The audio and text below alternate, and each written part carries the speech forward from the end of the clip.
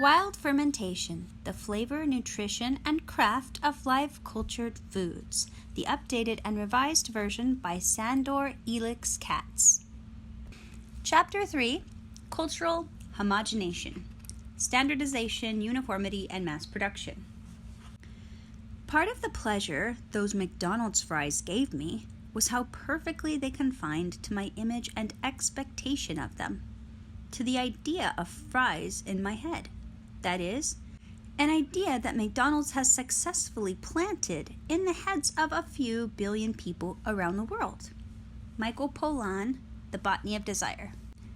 Cultures around the world have evolved as specific localized phenomena. This is true of both microbial cultures and human cultures. In varied locales with dramatically different climate, geography, natural resources, and migratory lineages, cultural practices such as languages, beliefs, and food, including fermentation, are incredibly diverse. But that rich diversity is threatened by the expansion of trade into a unified global market, where once beer, bread, and cheese were quirky local products varying from place to place. We lucky 21st century consumers can buy fermented commodities such as Bud Light, Wonder Bread, or Velveeta that look and taste the same everywhere. Mass production and mass marketing demand uniformity. Local identity, culture, and taste are subsumed by the ever-diminishing lowest common denominator as McDonald's, Coca-Cola, and other corporate behemoths permeate minds on a global scale to create desire for their products. This is the homogenization of culture, a sad, ugly process by which languages, oral traditions, beliefs, skills, and practices are becoming extinct every year, while ever greater wealth and power is concentrated in fewer hands. Wild fermentation is the opposite of homogenization and uniformity, a small antidote you can undertake in your home, cultivating broad communities of organisms indigenous to your food, and also contributing those of your hands and your kitchen to produce unique fermented foods. What you ferment with the organisms around you is a manifestation of your specific environment, and it will always be a little different. Perhaps your homemade sauerkraut or miso will conform perfectly to your image and expectation of them, as the McDonald's fries do for Michael Pollan. More likely, they will possess some quirky anomaly that will force you to adjust your image and expectation. Do-it-yourself fermentation departs from the realm of the uniform commodity. Ironically, some of the earliest commodities exchanged on a global scale were fermented foods. Specifically, chocolate, coffee, and tea were among the first agricultural products shipped in vast quantity around the world, and each involves fermentation in its processing.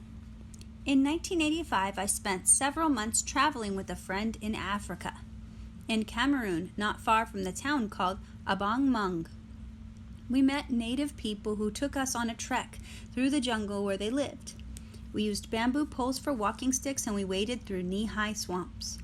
These people have carried on a long tradition of subsistence in the jungle. In the course of our hike, we came across several settlements engaged in cacao farming. One cacao farmer we spoke with told us he had never even tasted chocolate. We came to understand that the government was trying to force these people to settle in order to tend cacao monocultures. Their migratory lifestyle was being outlawed, phased out because it was of no value to a state in desperate pursuit of tax revenue and foreign exchange, and replaced by forced settlement, producing an export commodity that they never got to even enjoy. When traditional cultures are outlawed, that is the homogenization of culture. It's an old story which could be told by any Native American, or by my grandparents who fled pogroms and saw the Eastern European Yiddishkeit they were born into disperse and disappear in a single generation. When people are forced to change cultural course, much is lost, and this includes fermentation practices. Specific local fermentation practices, manifestations of a uniqueness of place, are disappearing every year. Yet, ironically, fermented stimulants were among the earliest of food commodities transported around the world, laying the groundwork for the globalized economy. Fermented stimulants and the rise of globalization. Chocolate is made from the seeds of the tree native to the Amazon rainforest, Theobroma cacao. Theobroma is Greek for food of God. The seeds develop in much larger seed pods, each seed encased in delicious sweet pulp. After harvest, the seeds and pulp are removed from the pods. Then they ferment spontaneously, with organisms naturally present before processing. The fermentation digests the pulp and alters the color, flavor, aroma, and chemistry of the cacao beans. The unique, compelling flavor of chocolate is only achieved through fermentation. After fermentation, the cacao beans are dried, then roasted, hulled, finely ground, pressed into butter, and further processed into chocolate confections. Humans have enjoyed cacao for thousands of years, perhaps first enjoying the wild fruit for its juicy sweet pulp. Amazonian peoples learned to use ground nut roasted cacao as the basis for stimulant drinks rather than for solid foods, as did the Mayan and Aztec cultures that brought the cacao tree to Central America and Mexico. Cacao is extremely bitter without sugar. In these cultures, it was consumed unsweetened, often mixed with hot chili peppers and or corn as thick, frothy beverages. The word chocolate is derived from the Aztec word chocolat, a compounding of choco, bitter, and at, water.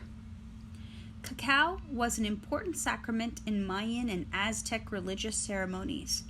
Cacao beans were also used as a form of currency.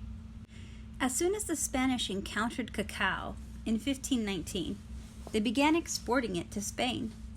In Europe, too, cacao was consumed exclusively as a drink until the 19th century, though there, cacao began to be paired with sugar. Today, global chocolate sales approach 100 billion per year. Cacao is a rainforest tree, native to dense and biodiverse jungles.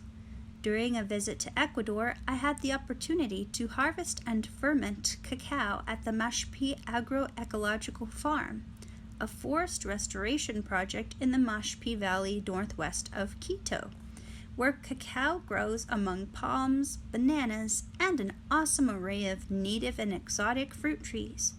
Commercially, cacao is generally grown in monocultures with zero shading and heavy chemical spraying.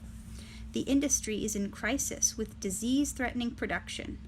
Researchers are using genetic modification aiming to develop resistant strains of this most cherished commodity, likely to appear soon at a store near you. Other globalized tropical stimulants also involve fermentation. The fresh, ripe red fruits of the tree Coffea arabica are allowed to spontaneously ferment to digest the pulp and free the individual beans. After fermentation, the coffee beans are dried and roasted. Chances are you already know the rest of the process. Coffee is indigenous to Ethiopia, where it is spread across the Red Sea to the Arabian Peninsula, then throughout the Islamic world by the end of the 15th century. Coffee first appeared in Europe in Venice. In Europe, coffee was known as food and medicine before it became popular as a beverage. Coffee drinking was first introduced in Paris in 1643, and within 30 years there were 250 cafes there. The leading coffee-producing nations in our time are Brazil, Colombia, Vietnam, Indonesia, and Mexico. Tea is another stimulant that is sometimes fermented. Green tea is dried leaves of Camellia sinensis. Black tea is dried cured, which intensifies the stimulant properties of the tea leaves. This curing process is often described as fermentation. While it is drying, surely some incidental fermentation occurs, but most changes in the tea result from oxidation rather than the action of microorganisms. The tea that is specifically fermented is pu'er, in which moist tea leaves are packed tightly and fermented for long periods before drying. Tea has been consumed in Asia for thousands of years. It first appeared in Europe in Lisbon in the 1550s and took 100 years to reach London, where it quickly became the rage in the 1650s and ever since. All tea destined for Europe and North America was exported from the Chinese port of Canton until the early 19th century.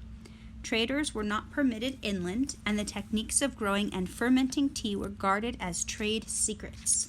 The Chinese, self-sufficient in known resources and advanced in technology, wanted nothing the British had to offer, except gold, silver, and copper, until the British hit upon opium, another product involving fermentation, as a profitable exchange commodity. The East India Company, the British Crown's mercantile franchise, established an opium production industry in India and introduced opium into China in exchange for tea, thus initiating the global drug trade, which has grown and flourished ever since. Only in the 19th century did the British learn the techniques of tea cultivation and begin to grow it in India, East Africa, and other colonies. Today, China is the world's largest tea producer, followed by India, Kenya, Sri Lanka, and Turkey. The entire enormity of the economic and cultural exchanges wrought to the entire world by the mass production and global trade of chocolate, coffee, and tea cannot be overstated.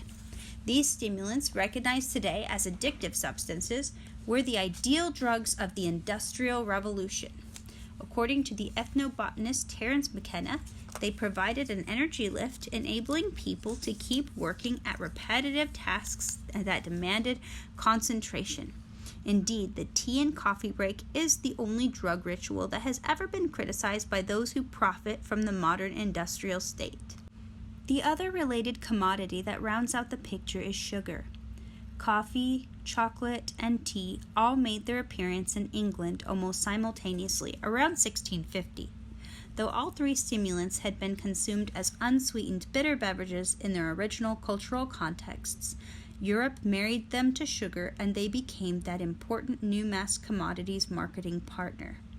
This was the birth of marketing, the first instance of the manufacture of mass demand for a hitherto obscure commodity.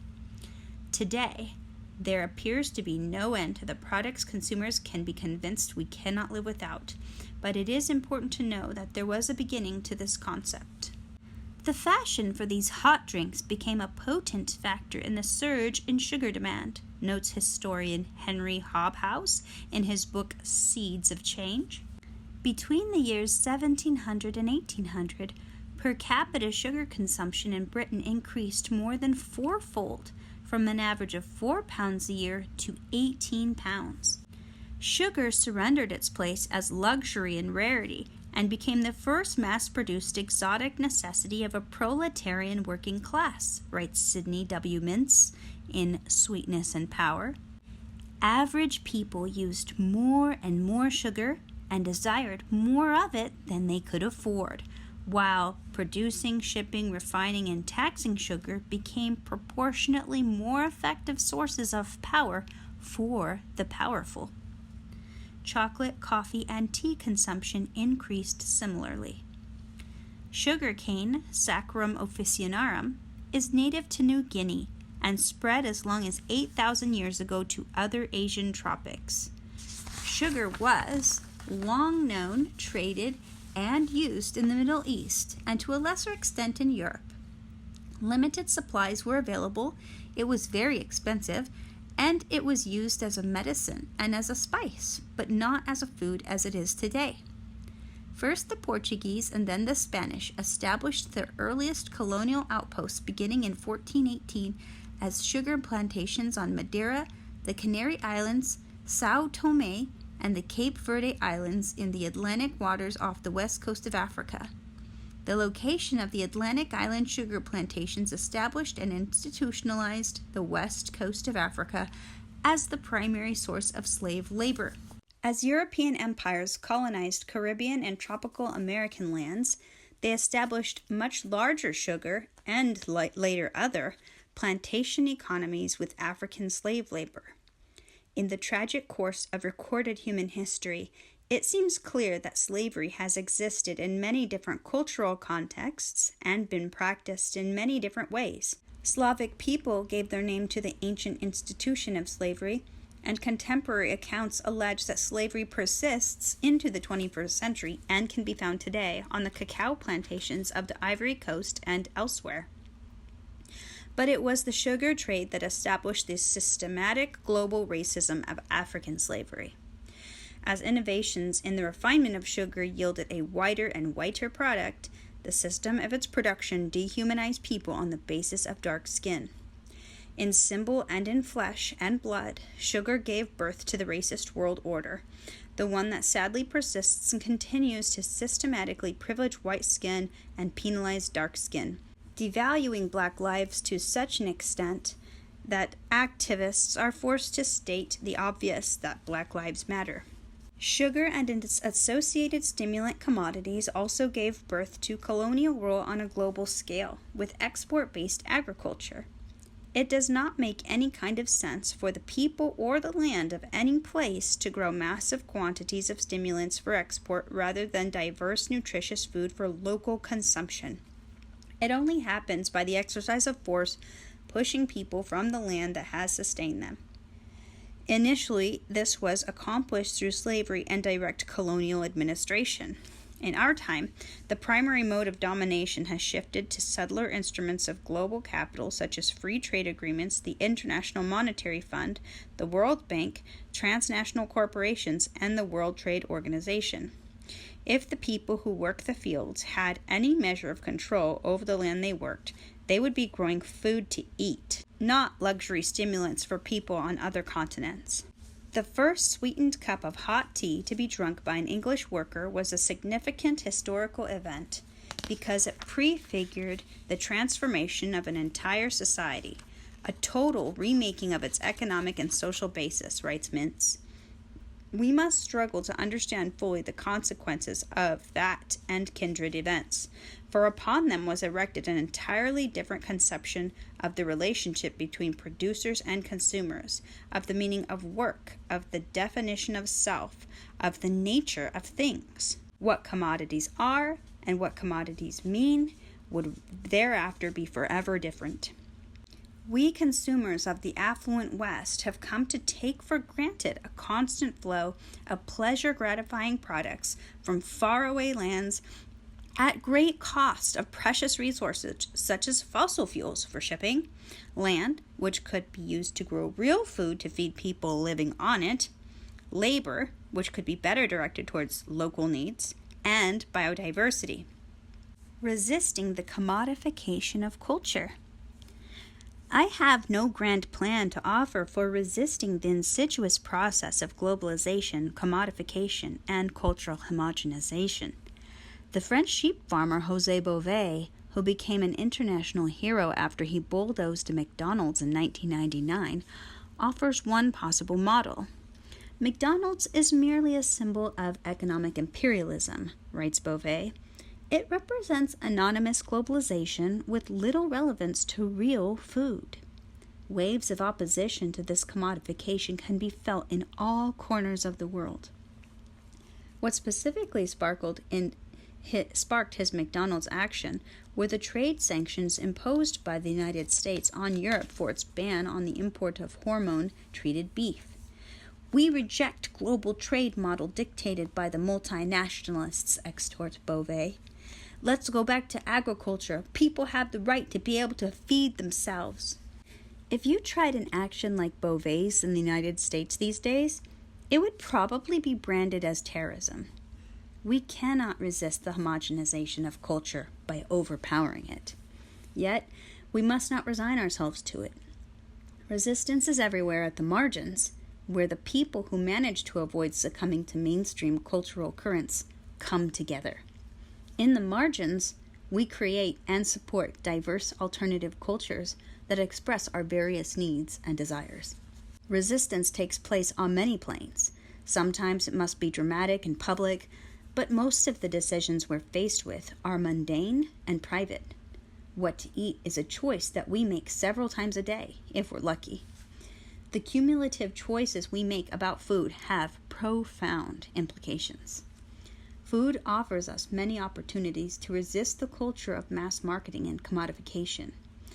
Though consumer action can take many creative and powerful forms, we do not have to be reduced to the role of consumers selecting from seductive convenience items.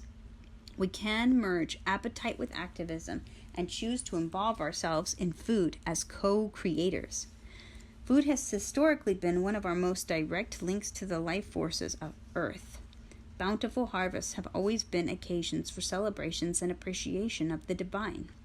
In our urbanized society, the vast majority of people are completely cut off from the process of growing food and even from the raw products of agriculture.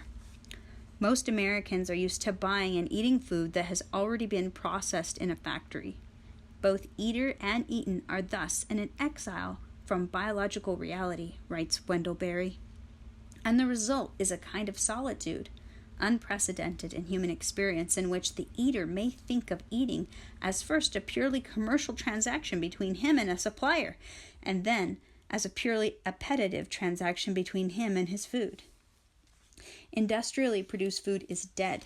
It severs our connection to the life forces that sustain us and deprives us of our access to the powerful magic so abundantly present in the natural world. The time has come to reclaim the stolen harvest, writes Indian activist Vandana Shiva, and celebrate the growing and giving of good food as the highest gift and the most revolutionary act. Not everyone can or should be a farmer. There are many ways to cultivate a connection to the earth and buck the trend toward global market uniformity and standardization. One small but tangible way to resist the homogenization of culture is to involve yourself in the harnessing and gentle manipulation of wild microbial cultures. Rediscover and reinterpret the vast array of fermentation techniques used by our ancestors. Build your body's cultural ecology as you engage and honor the life forces all around you.